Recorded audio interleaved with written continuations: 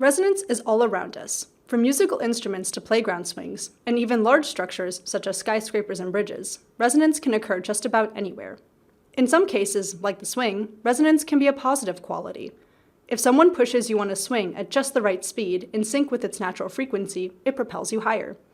But in some cases, resonance can be detrimental. Take the 1940 Tacoma Narrows Bridge collapse, for example. Before its collapse, the bridge experienced large amplitude oscillations when the wind was blowing.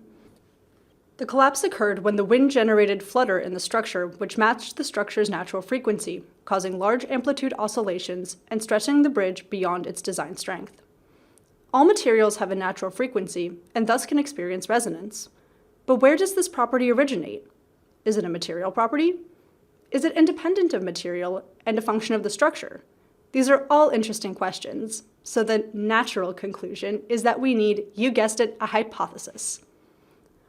I know that all materials exhibit a natural frequency and have a resonance frequency. If you look very closely at a few skyscrapers, you might see them swaying in the wind a bit. Tall buildings and bridges are mostly made of the same materials, so they must have the same natural frequency. Therefore, I will make the following hypothesis. Natural frequency is a material property and is not influenced by design. So now we'll need an experiment to test our hypothesis. A good way to test if something is material or design-driven is to use the same base materials while varying the design a bit. This would allow us to compare the results directly and see if our variations have an influence on the outcome.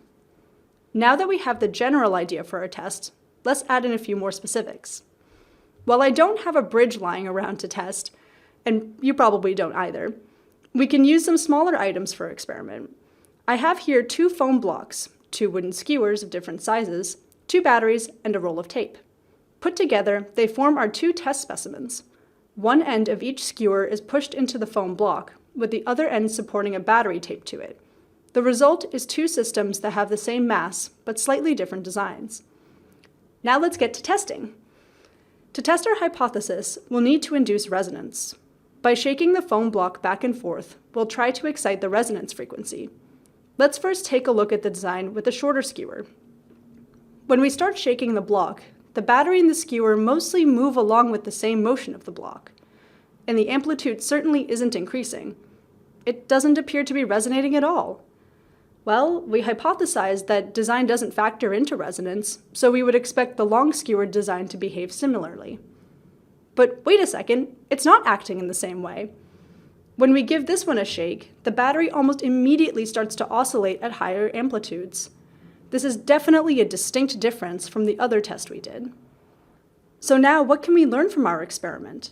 Based on our hypothesis, our oscillating structures should have behaved in the same way, but they didn't.